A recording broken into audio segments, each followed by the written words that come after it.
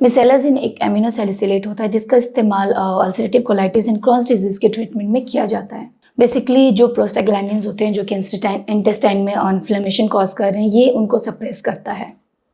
तो उसकी वजह से जो अल्सरेशन हो रहा था, ब्लीडिंग हो रही थी या फिर पेन हो रहा था, उसमें आराम मिलता है और बाकी जो फ्यूचर फ्लेयर अप्स होते हैं उसमें भी ये आराम दिलाता है।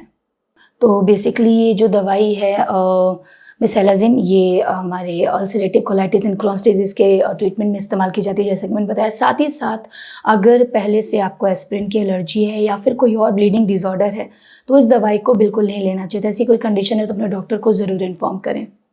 साथ ही साथ इसके जो कॉमन साइड इफ़ेक्ट्स होते हैं, जैसे कि नोज़िया है, वॉमिटिंग है, पेट दर्द हो सकता है, डिस्पेप्सिया हो सकता है, डायरिया हो सकता है और कुछ एक कंडीशन में रैशेस भी हो सकते हैं।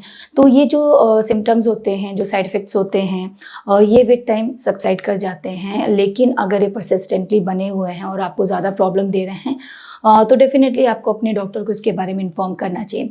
जैसे कि मैंने बताया कि इस दवाई में एमिनो सैलिसिलेट्स होते हैं, तो ये दवाई और भी अलग अलग नामों से, अलग अलग ब्रांड्स के नाम से मार्केट में अवेलेबल है। उसके हिसाब से इसका जो प्राइस रेंज होता है वो वेरी करता है।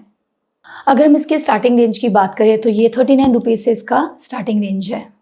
ये जो दवाई है बिल्कुल उसी तरह से इस्तेमाल करनी चाहिए जिस तरीके से कि आपके डॉक्टर ने इसको प्रिस्क्राइब किया है, बिल्कुल उसी डोज में, उसी ड्यूरेशन के लिए। अपने हिसाब से इसमें चेंजेस नहीं करने चाहिए। अगर आपको अपने सिम्टम्स में, अपने लक्षणों में आराम दिखने लगता है कहे गए समय के पहले ही, तो भी आपको इस दवाई में चेंजेस नहीं करने चाहिए। दवाई लेना बिल्कुल बंद नहीं करना चाहिए और जिस तरीके से आपको फॉलोअप्स के लिए बुलाया जाता है बिल्कुल उस हिसाब से आपको जाना चाहिए। इस दवाई को लेने के दौरान आपको किडनी फंक्शन टेस्ट और लिवर फंक्शन टेस्ट और बाकी किस रिलेटेड जो ब्लड टेस्ट हैं उसको इन बिटवीन करवाना हो सकता है, तो बिल्कुल करवाएं ताकि आपका जो इस दवाई का इफेक्ट है आपकी बॉडी पे उसको देखा जा सके। उसके अलावा अगर आपको कोई और मेडिकल अंडरलाइन कंडीशन है, जैसे कि मैं पहले बताया कि अगर आपको ब्लीडिंग डिसऑर्डर है कोई या फिर एस्पिरिन एलर्जी है, तो आपको ज़रूर बताना चाहिए।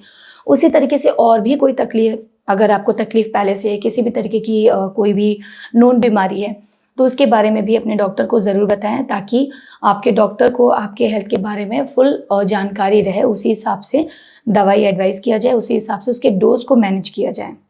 साथ ही साथ किसी और तरीके की दवाई का इस्तेमाल अगर आप पहले से कर रहे हैं, चाहे ओवर द काउंटर दवाई है, चाहे प्रिस्क्रिप्शन मेडिसिन है या कोई सप्लीमेंट या फिर कोई हर्बल प्रोडक्ट है, या फिर ulcerative colitis and Crohn's disease के लिए आप कुछ और तरीके की चीज़ें, घरेलू चीज़ें ले रहे हैं, उसके लिए भी अपने डॉक्टर को ज़रूर इन्फॉर्म करें ताकि किसी भी तरीके का drug to drug interaction avoid किया जा सके।